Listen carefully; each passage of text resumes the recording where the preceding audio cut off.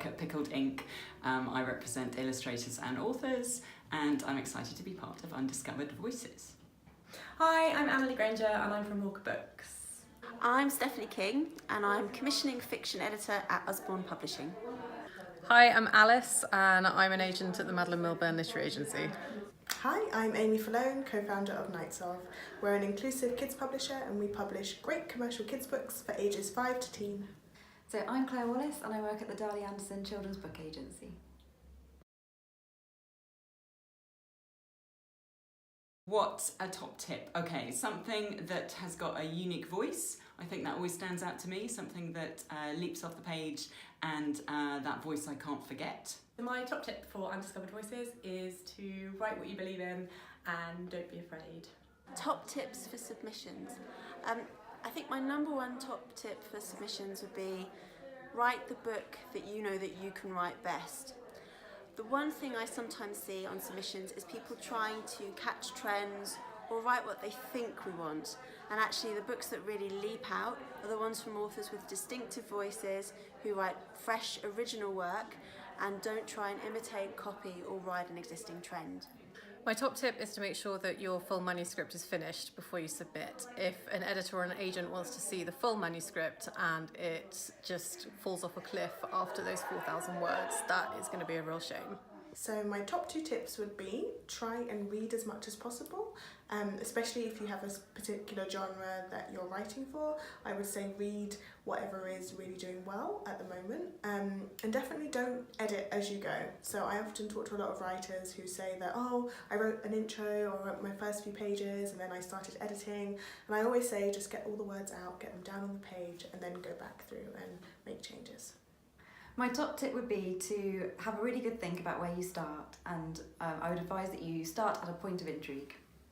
I love it when I find a character that I really like and that I want to be friends with and that I want to read more about. So think about your characters in that sample chapter and really making them come off the page so that they engage with the judges.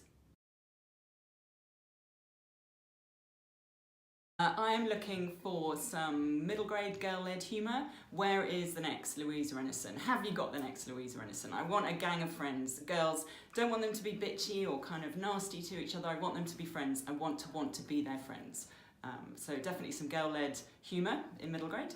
So I'd be really excited to see a manuscript that made me see the world in a different way and that was original and had a great voice. I would love to have some really, really funny younger series for the sort of 5 to 8 age group, maybe with a magical or a spooky, gently spooky twist. Some real classic adventure in middle grade with boy protagonists, and I really, really want some very funny YA.